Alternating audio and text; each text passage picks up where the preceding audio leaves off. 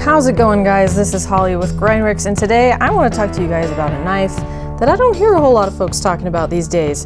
This is the Boker Plus Strike automatic knife, and you'll see right away there are some similarities to the more popular Boker Kalashnikov. Let me tell you how they're similar. So right off the bat, we got 3.25-inch blade. They both are made with Oz 8 blade steel, both have an aluminum handle, they both use a push button and a plunge lock, but that's about where the similarities end. So I've also got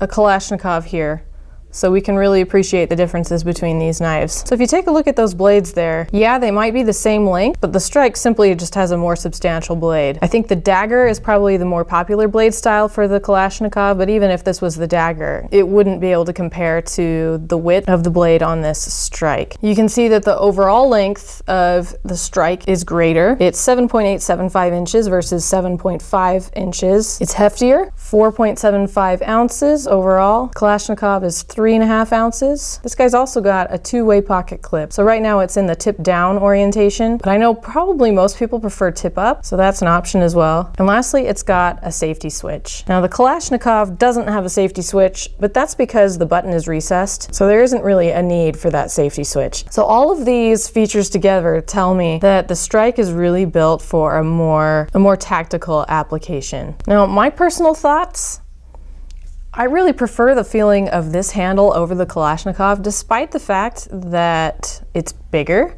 and I'm generally gonna go for a smaller knife. The shape of this handle feels a lot more natural in my hand. I really like this big, large finger choil right here. This thumb ramp is really comfortable. I feel like this would be more comfortable for extended use versus the Kalashnikov. Even though these finger choils are really handy for getting a good grip, I don't really like that there isn't a specified place to put my thumb other than having some jimping on the spine of the blade and the handle here. I can also really see someone with a gloved hand preferring this knife. The texture is a little rougher, grippier, whereas the Kalashnikov is smoother. You know, this might have a tendency to disappear in your hand if you're wearing gloves and you just have less, tactile feedback, less sensitivity. So having an extra 1.25 ounces would help this knife just have a greater presence in your hand while you're using it. I think that wider blade also gives the Strike a wider variety of uses. It might not be the best choice for use in like a survival situation, for instance, but I mean,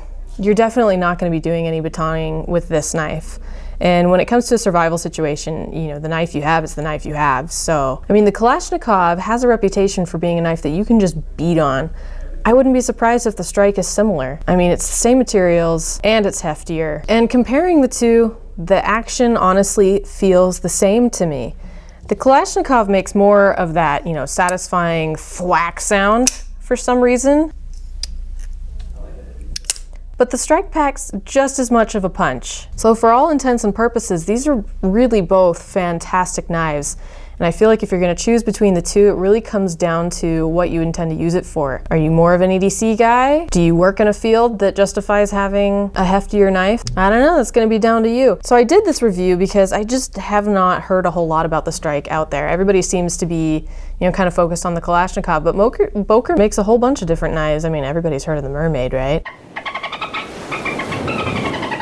And that's something I really admire about them, is that they really have a lot of options for a lot of different carrying styles and uses. And I'm kind of digging this one now that I've taken a closer look at it. By the way, they are both $42.99. Check the site for current pricing, but they're the same price. And I mean, you can't beat that copper finish and OD green. So if you're gonna pay the same price anyways, you're getting a little more knife with this. So I think that's honestly a really good investment. But that's just my opinion, so I wanna hear from you guys. Tell me in the comments if you've had both. Which one did you prefer? What were the pros and cons of carrying one versus the other? What are some other Boker knives that we should cover? So make sure if you enjoyed this video that you give it a like, subscribe, leave me a comment. Thanks for watching, we'll see you next time.